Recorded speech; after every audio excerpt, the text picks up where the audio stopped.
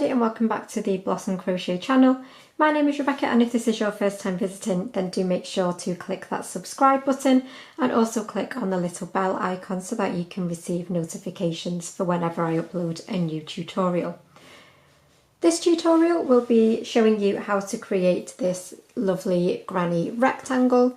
So obviously I love a granny square, but sometimes you don't want your blanket to be square, sometimes you want it to be a rectangle, and obviously you can use small granny squares to make whatever shape you want, but I just wanted to show you how to make a beautiful, perfect granny rectangle, work from the centre out so you can do it as a continuous large blanket like the one that I've got here, which obviously isn't quite finished, but just to show that you can do it continuously, or you can change colour, or you can make small ones, totally up to you. So this is a completely reversible pattern. It is exactly the same on both sides, and as you can see it is perfectly rectangular. There is no twisting, there is no warped centre or anything like that.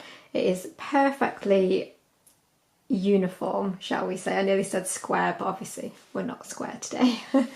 So I will show you how to do that. It is also completely seamless. As you can see, there are no centre joins running up or anything like that.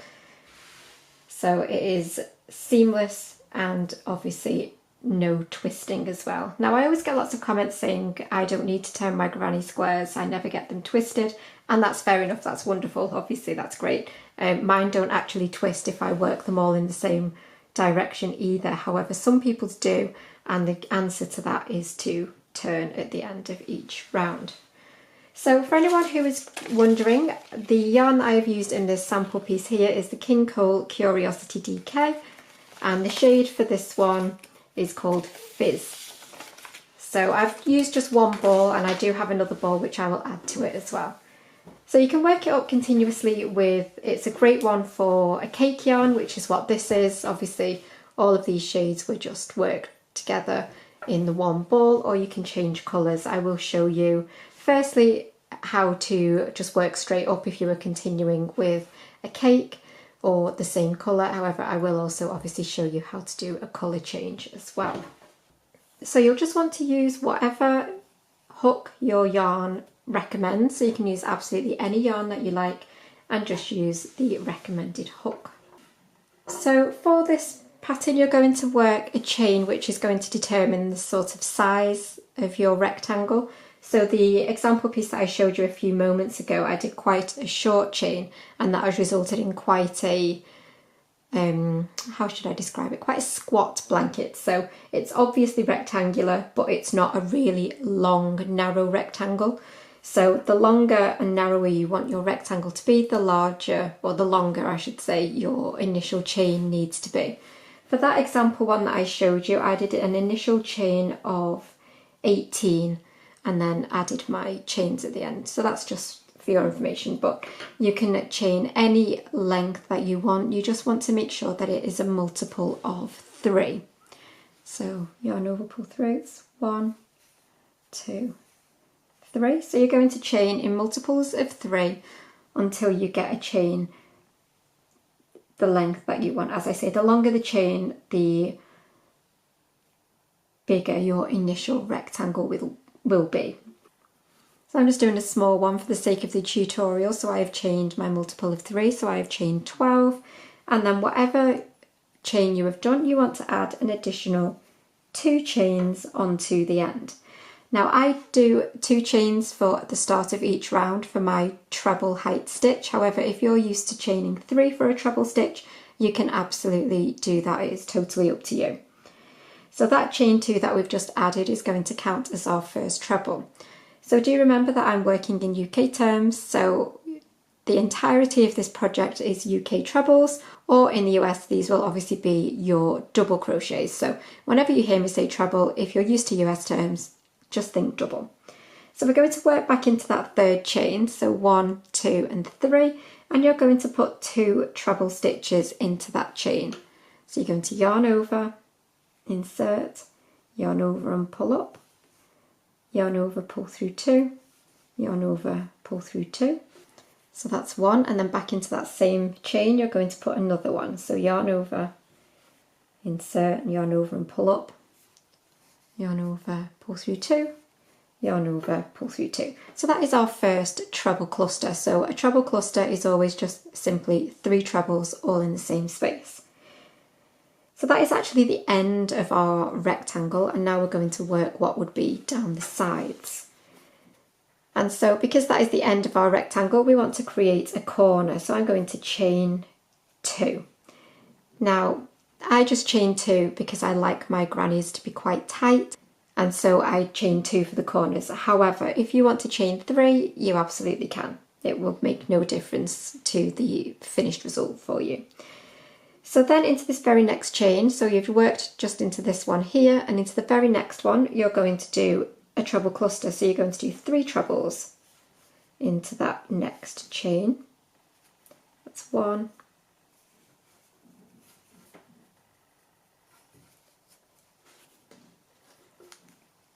2, and 3. And as I say, I like my blankets to be quite tight, so I don't chain anything in between my granny clusters. So we're going to skip 2 chains, and into the 3rd chain you're going to do your next granny cluster. So skip 2, and again your 3 trebles into the 3rd chain along.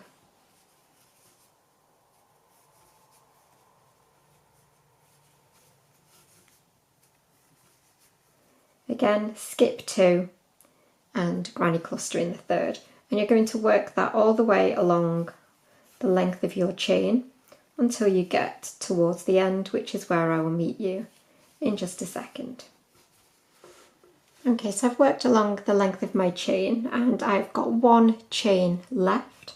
So we want to create a new corner at this point, so I'm going to chain 2, and then into that final chain we're going to create the next end of our rectangle. So into your final chain you will do 3 trebles, so another granny cluster into that very last chain.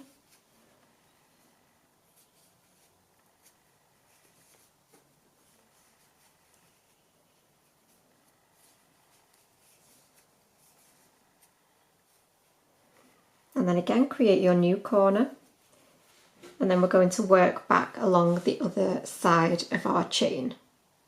So you've got your 2 ends of your rectangles and 1 side, and we want to create the other side. And this side is nice and simple, so we've chained 2 for our corner, and then you're just going to be working into the base of where your other granny clusters were. So into the gap at the base of your granny clusters you will just create another granny cluster. So 3 trebles into that space.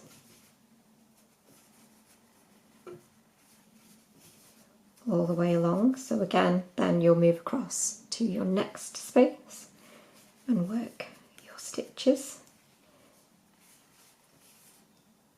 And again, you just work that all the way along the length of your chain. So I've got 1 final cluster there to work into the base of with my 3 trebles.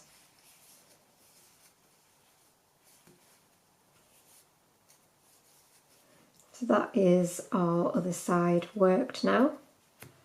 So to finish off, you want to create your final corner space. So you're going to do your final chain 2, and then you're going to slip stitch into the top of that chain 2. So you've got your 2 normal trebles, and then you've got your chain 2 here, and you're going to slip stitch into the top of that chain 2. So insert your hook and yarn over, pull through both loops.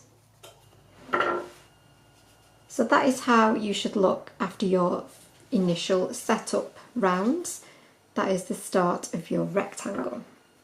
So I'm going to turn my work now, and then I'm going to slip stitch back into my corner space. So insert your hook into your corner space and slip stitch. And now we're ready to start our next round.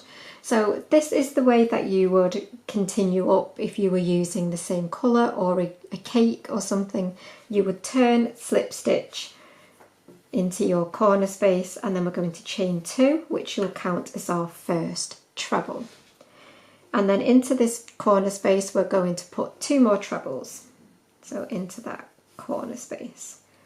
we'll do 2 trebles, and we'll finish off this corner when we get back round to it. And now we're going to just work our granny stitches, our granny clusters all the way along. So you're going to work into the space between your granny clusters. So we will go straight into our first space here. You'll skip that cluster and you'll do your 3 trebles into that space.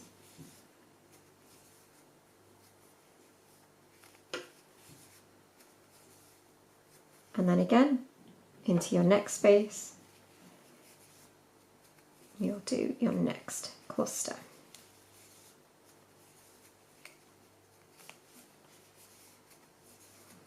So you'll just work into those spaces between your clusters all the way along until you get towards your corner space. So if you want to pause now to complete your side, just working your granny stitches in between the ones from the last round. So I'm now at my corner chain 2 space. So in your corner chain 2 space you will do a granny cluster. So your 3 trebles,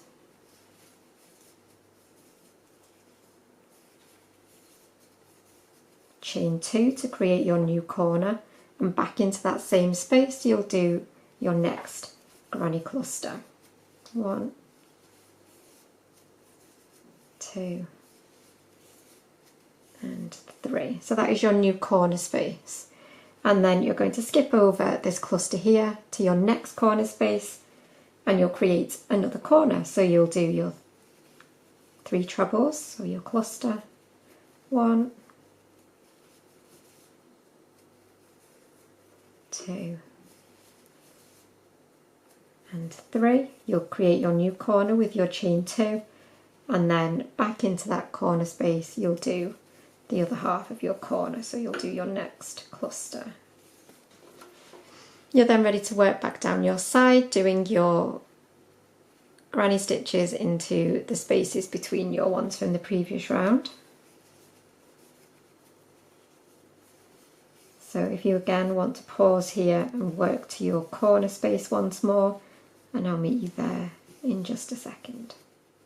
So again, you'll create your corner in your chain 2 space. So your corner will always consist of 3 trebles, chain 2 for your new corner space, and back in the same space 3 more trebles.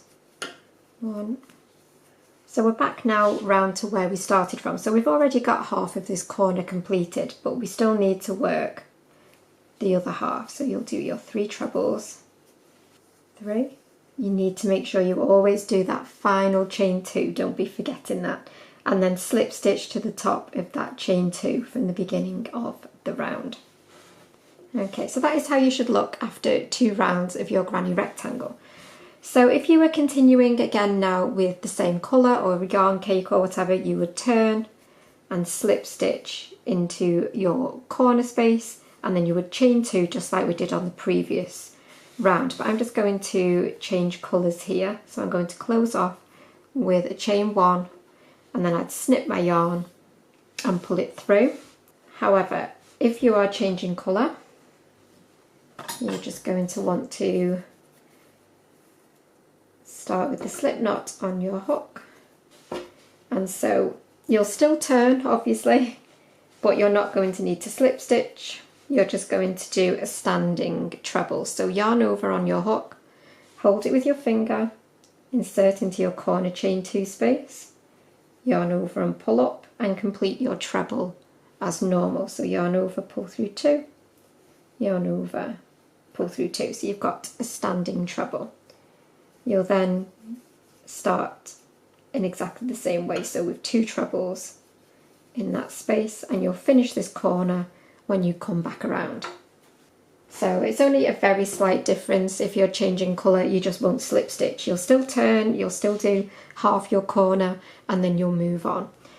So then we've got 1 space here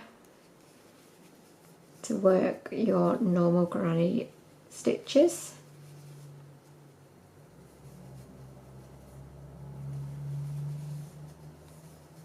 And then again, we're at your corner space, so you will be doing your new corner. So your 3 trebles,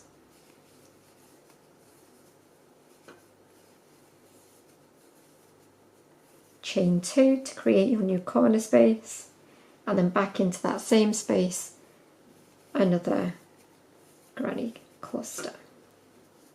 So that is your corner, and then again you'll just work down your side as normal. So you'll work down your side, you'll create your new corner in your chain 2 spaces, so you'll do 3 trebles, chain 2, 3 trebles, and you'll work all the way around, and I'll meet you one final time to close off at the end of this round.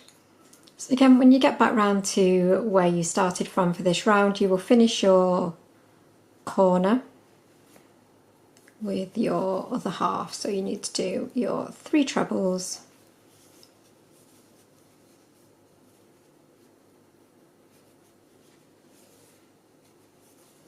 never forget your chain 2, and then slip stitch to the top of that first treble. So it'll either be a treble if you've changed colours, or it will be a chain 2 if you've continued on. And then again, you're ready to either turn and slip stitch back into your chain 2, or you're ready to turn and attach your new colour as we did previously. So hopefully that is all the information that you will need. Like I say, it's only changing colours really that makes it any different. Let me just zoom out a smidge. And you should be able to repeat using the information that you've had there. It should stay perfectly uniform. It shouldn't distort or twist or warp in the middle. It will be totally reversible because we're turning after each round, and it will be seamless because we're starting and finishing in the corner. So I really do hope that you have enjoyed the tutorial for the granny rectangle, and do let me know if you make one. Make sure that you follow me and tag me on Instagram using the hashtag Blossom Crochet Share, and then I can share any pictures and things that I get tagged in. So I will see you again for another tutorial really soon, but as always, thank you for watching and bye for now.